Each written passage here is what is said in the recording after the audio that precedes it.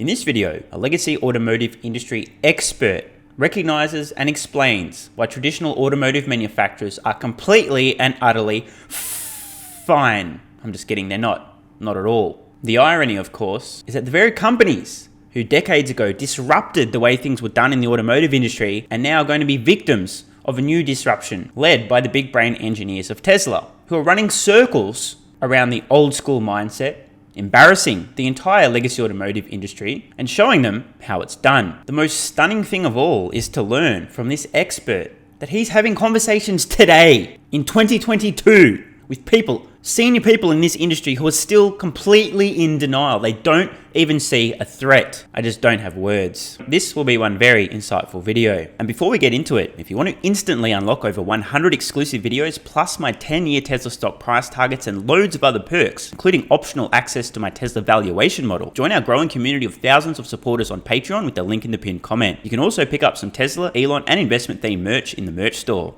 Unlearning what Toyota taught us. Today, the automotive world is changing. EV startups, notably Tesla, have ripped Toyota's game plan to shreds. Now, I just have to interject here. If we're being honest, I'm not really sure it's fair to suggest that Toyota actually had a game plan. Unless, of course, being determined to be bankrupt before the end of the decade is a plan, in which case, okay, sure. They're moving at lightning speed, taking daring steps with new technology, and breaking the old business models. The auto industry owes Toyota a debt of gratitude. The giant Japanese automaker, just again want to interject, the currently giant Japanese automaker, taught the industry how to run its manufacturing operations to their utmost efficiency.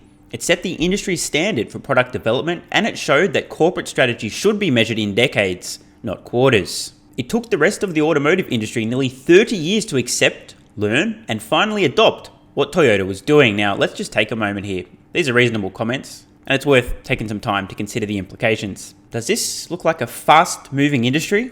One that's capable of adapting to change? I mean, it took 30 years to copy Toyota. Of course, the good news is the automotive industry has definitely learned their lesson, right? They'd never repeat that mistake again, right? But they did it, and it served them well. They improved their productivity, quality, and profitability. That was then. Today, the world is changing. No shit, Sherlock. EV startups, notably Tesla, have ripped Toyota's game plan to shreds. They're moving at lightning speed, taking daring steps with new technology and breaking the old business models. Wall Street loves what they're doing. I'd take John's point, but if we're being honest here, portions of Wall Street like what Tesla's doing. A few love what Tesla's doing. Many retail investors love what Tesla's doing. But overall, honestly, I don't think most of Wall Street actually understands what Tesla is doing. Startups that never made one vehicle have market capitalizations greater than automakers that make millions of them. Here's why. The bell curve is real. I'm just kidding. Although that is true for some of these EV startups. I mean, what the fuck? Here's why. Stock prices are all about future growth. Bingo. And the street believes that startups will grow far faster than the establishment. There's definitely a grain of truth in this. I personally think most investors piling money into these EV startups are absolutely fucking mad, batshit crazy, insane. Some of them will pay off, some of them will do well in the stocks casino, but it's important to discuss the nuance here. Yes, EV startups just by default are going to be showing faster growth than a traditional legacy automotive manufacturer transitioning to EVs versus an EV startup going from 0 vehicles produced per year to many. Strong growth. The numbers tell the story. Traditional automakers grow their top lines at less than 3% a year on average, barely above the rate of inflation. Tesla's top line is growing at more than 60% a year. Rocket growth. The market believes the other startups will do the same, and that's why their stock is soaring. This is true, but I do again just want to discern. We are talking about portions of the market clearly on one end of the bell curve. Production is not easy. Far from it. Most of these EV startups, just like most legacy automotive manufacturers, will ultimately end up out of business before the decade ends. On the flip side, I believe the stock market is not only massively overvaluing most EV startups, given the fact they've proved literally nothing, but so too massively overvaluing legacy automotive manufacturers who are likely to go bankrupt just like most EV startups. But forget about stock prices for a moment. They're just a distraction, and besides, EV mania is a stock bubble that's going to burst. Hard to argue here, like I said. Most of these EV startups are not going to make it. Create a few computer renderings. Invent a few products that you plan to eventually maybe produce, or at least that's what you tell people you're planning on doing. Next minute, you got a multi-decker billion-dollar valuation based on some plans. As I said, the bell curve is real. Let's look at what's really important.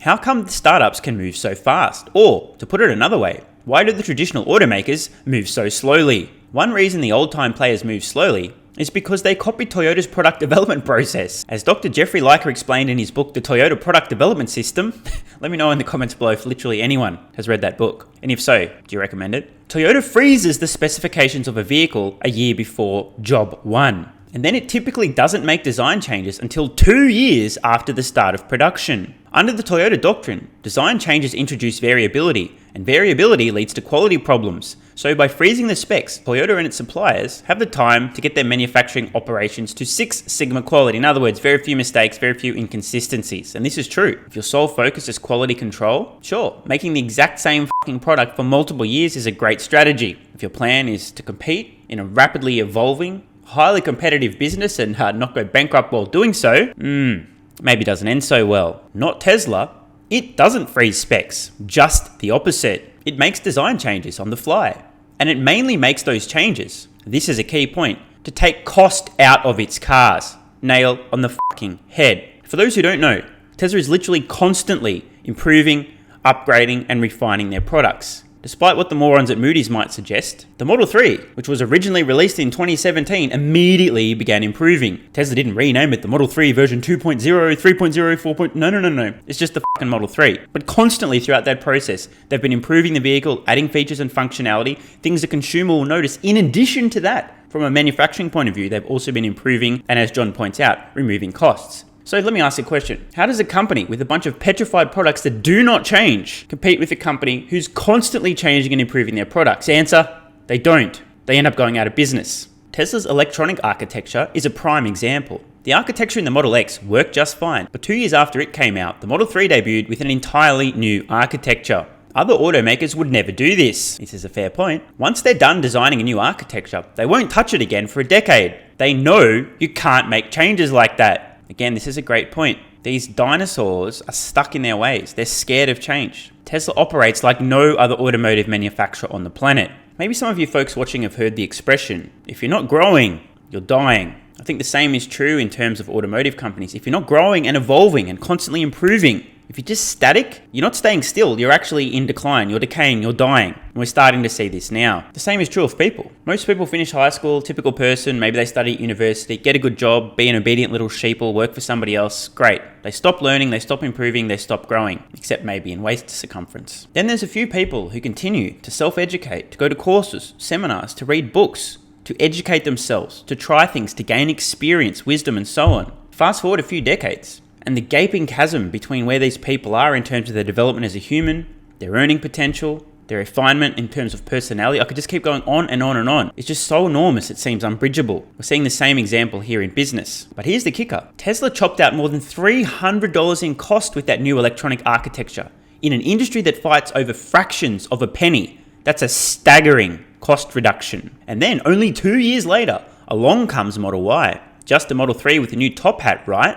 Nope. It has yet a different architecture from the 3 that delivers far more capability. Just some additional context here. The Model 3 and Model Y shared many parts in common. However, Tesla knew from day one Model Y would massively outsell Model 3. So some of the innovations first appeared, and some even exclusively appear in the Model Y, including the octo-valve heat pump, then the gigantic casting and so on. Eventually, these changes make their way back into the Model 3. Model 3 was almost like a starter wife. Did I say that out loud? No, never. Figure out a few things, get stuff rolling, and then upgrade. By designing on the fly, Tesla is taking out cost and adding capability far faster than the establishment.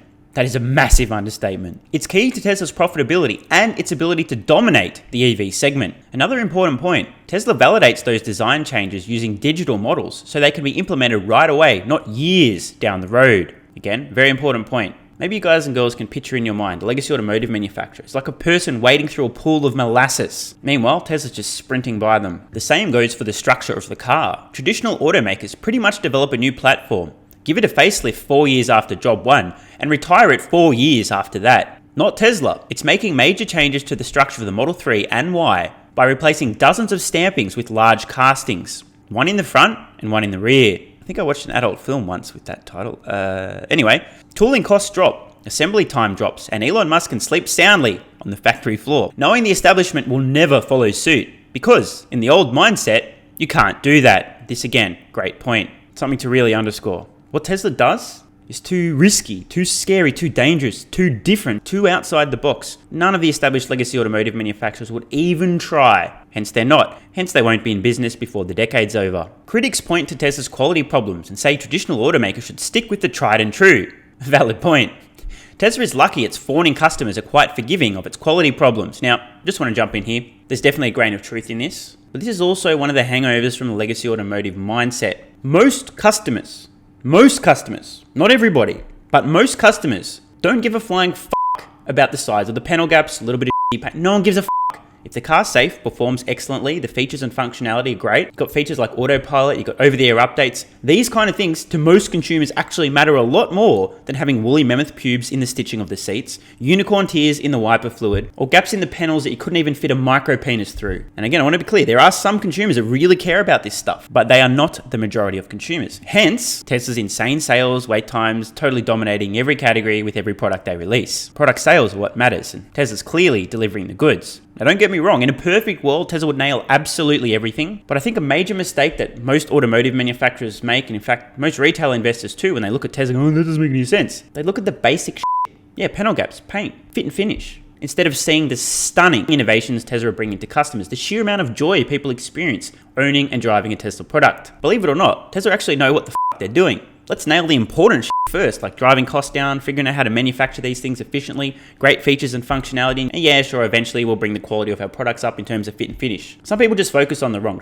shit. My YouTube channel is a great, very meta example of this, right? For the first maybe year and a half, 2 years of this channel, I filmed on a fucking potato. I've slightly upgraded my potato now to an iPhone. Most people have actually gone and invested in a nice DSLR camera. Why? Well, because it looks nicer. And I get that. I literally get that. I know I could frame my videos nice, kitchen background. But guess what? 99% of the people that listen to this channel don't give a flying fuck about how things appear, the surface level details, the window dressing. Instead, they care about the content, the substance, not the style. A lot of people miss the bigger picture. I mean, I still have a condenser microphone that picks up a load of background noise. I mean, I could fix this. It would take literally no effort whatsoever, but no fucks given. Busy focusing on adding a little bit more value than getting my sound flawless. Just one final thing I want to underscore. I think John has actually summed things up quite well in the wording here. Tesla is lucky its fawning customers are quite forgiving of its quality problems. So why is it that Tesla would even have fawning customers who are quite forgiving? Could it be their products are so f***ing incredible that people are willing to go, you know what, I could stick my finger through that gap, but I don't really give a f*** because the car's amazing? Exactly. Just as the Toyota production system was the natural evolution from the original Ford system, we're now seeing an evolution that goes beyond the Toyota production system. Spot on. Some traditional automakers are already woke to the new reality. Volkswagen CEO, well, ex-CEO, now this article a few days old, actually invited Musk to speak to his top management, hoping to light a fire under them to recognize the threat and move more quickly. Ford CEO Jim Farley essentially gave the same message to his top executives. And we're starting to see some results. Government Motors is using digital tools to slash the time it takes to develop new models. You did it, Mary. It claims it's already chopped 2 years out of its product design process. CEO Mary B.S. Barra says GM can catch Tesla in EV sales by 2025. Of course, nobody with functioning grey matter actually believes this. This is all talk at the moment. I'm not sure if John is quite aware. Maybe reading into the tea leaves a little bit too much here, but John has an extensive background in the legacy automotive industry. Could be wrong, but it seems like he's taking everything Mary says hook, line and sinker. Saying you can catch Tesla by 2025 doesn't mean anything at all within your company has changed. According to John, so some giants are willing to change. No. Some giants are willing to say they're going to change. Big difference. But not everyone is on board. I keep running into industry people who don't see a threat. Now,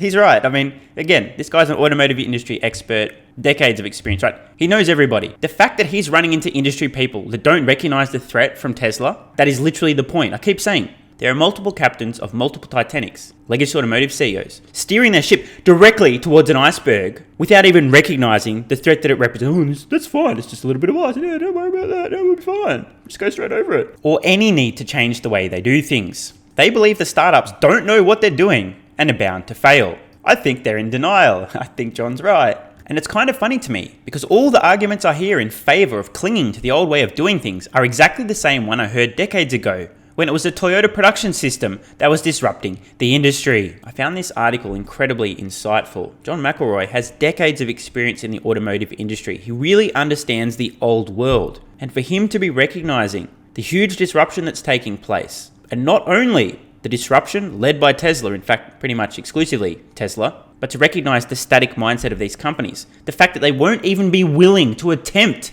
to copy Tesla because that's not how you do things really speaks volumes. Dinosaur is gonna dinosaur. And you know what happened to the dinosaurs? Unless, of course, you think the dinosaurs didn't actually roam the earth and God just put the fossils there to test everyone's faith. In which case, congratulations for being smart enough to figure out how to access the internet. That's quite an accomplishment. It really does seem that we're reaching a tipping point in terms of people's understanding of the disruption that's already underway. If guys like John McElroy are starting to get it, this is a very clear sign the tide has turned. But stunningly, still today, most legacy automotive manufacturers aren't even recognizing the threat. As I've been suggesting now for almost 3 years since I first started this channel, legacy automotive companies really are f***ed. Most of them will be out of business before the decade ends, due to self-inflicted wounds. Most of these companies won't survive the decade, and it's 100% their fault. I feel terrible for the many hundreds of thousands of employees who ultimately lose jobs, but we can't skirt around the fact that the only reason these companies will be going out of business is due to sheer incompetence, hubris, arrogance,